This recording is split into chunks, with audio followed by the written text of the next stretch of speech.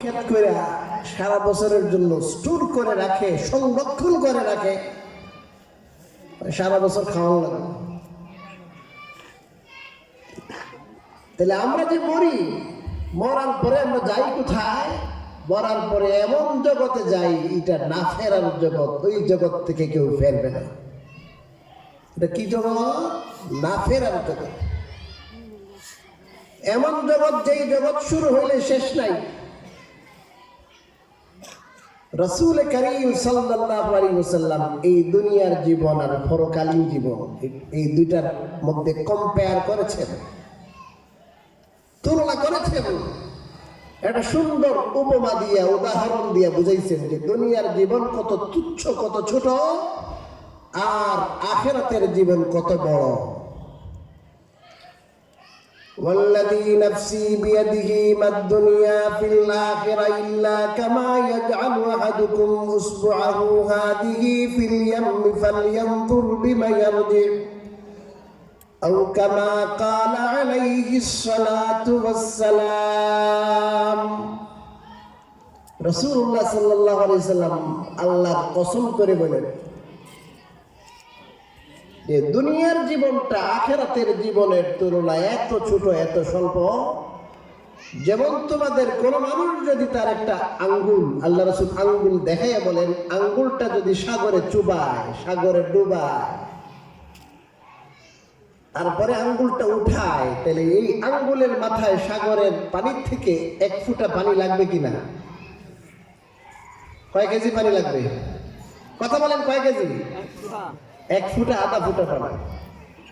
রাসূলুল্লাহ সাল্লাল্লাহু আলাইহি ওয়াসাল্লাম বলেন, আমার উম্মত এই বিশাল সমুদ্রে তার আঙ্গুল ডুবানোর পর, আঙ্গুল চুবানোর পর, আঙ্গুল উঠানোর পরে তার আঙ্গুলের মাথায় যে 1 ফুটা আধা ফুটা পানি লাগলো, এটা হলো দুনিয়া।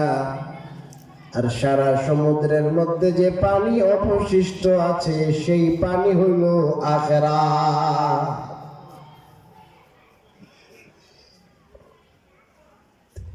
এখন চিন্তা করেন, সেই 2 দিনের দুনিয়ার জন্য, তুচ্ছ দুনিয়ার জন্য সর্বোচ্চ 60-70, ধরেন 100 বছর, এরপরে তো কেউ থাকবে না। এই দুনিয়ার জন্য সকাল সন্ধ্যা, এই দুনিয়ার জন্য 1 বছর, 2 বছর, 10 বছর, 20 বছর, 40 বছর, 50 বছর, 60 বছর দেওয়ার পরও এখনো চিন্তা করি দুনিয়ার জীবনের সফলতা।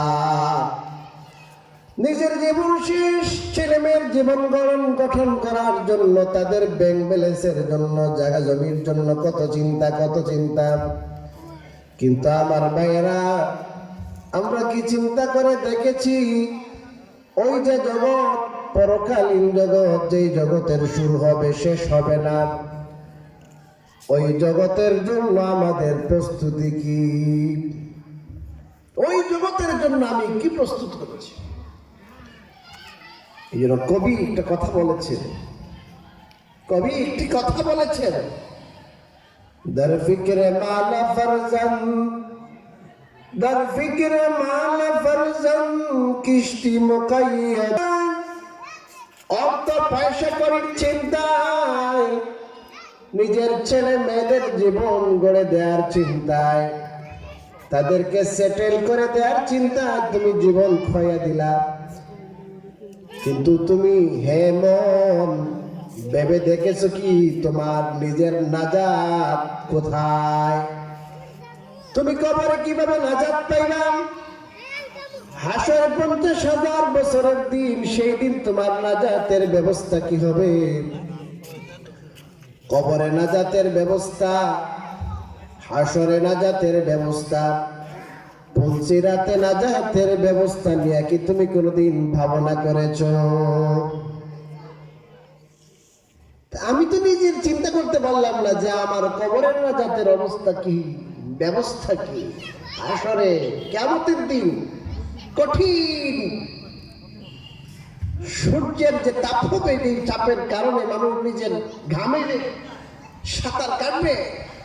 ওই 50,000 বছরের দিন আমার ছায়ার ব্যবস্থা হয়েছে কি? ওই দিন যে মানুষ নিজের ঘামে সাঁতার কাটবে, 50,000 বছরের দিন, 1-2 দিন না, 100-200 বছর না, ওই দিনের নাজাতের চিন্তা কি তুমি করেছো?